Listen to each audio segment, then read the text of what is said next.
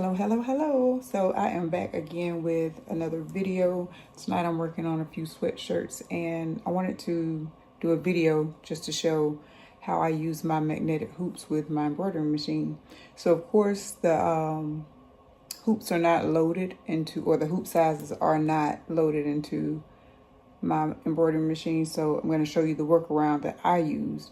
There may be a way to add the sizes. I have not really looked into it. I've seen someone else show how they use theirs without adding sizes. So what I'm going to do is show you a workaround so you can still use the hoops without adding it to your machine. Okay, so I already have the design loaded. I just want to get to show you where or how I add the hoop, or not add the hoop, but the workaround. So I'm gonna go here, and if you can see, I don't know, you can see my settings. It should be okay. Here's the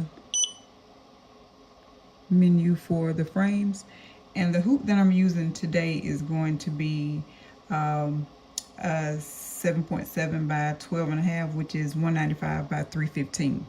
So in here, there's one for 190 by 140. Of course, that's too small because I need at least 195 by 315. And this one is going to be 310 by 210. So this one is still not going to be the right size, 310 by 210. Then there's a 270 by 270. So all in all, you're just going to find a hoop size that you have loaded into your machine already that's larger than your magnetic hoop. So what I choose is the 490 by 345. Your machine may be different, may have different sizes, but this is what I have for my machine. Again, you're going to choose something that is larger than your actual hoop size. So I'm going to choose the 490 by 345.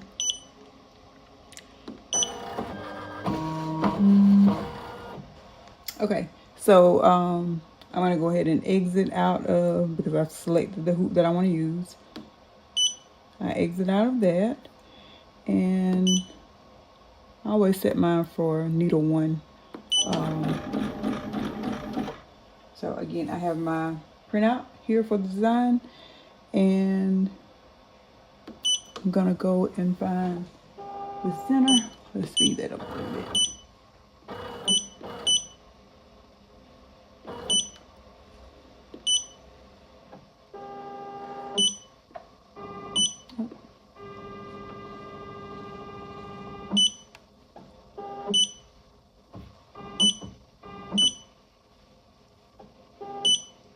All right, it's about centered right there. So now that I have this centered, before I move this my printout, I'm just going to trace to make sure it's not going to hit the hoop.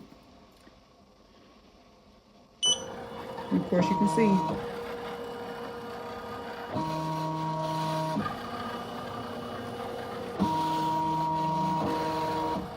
and then I'll do it again so you can see. I always want to make sure, even though I know it's not going to hit the machine. The machine is not going to hit the hoop.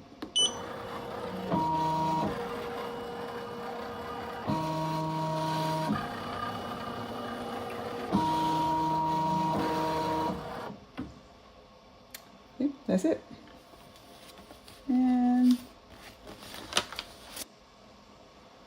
okay, so now I just cross my fingers, hope for no needle breaks, the thread pops, and here we go.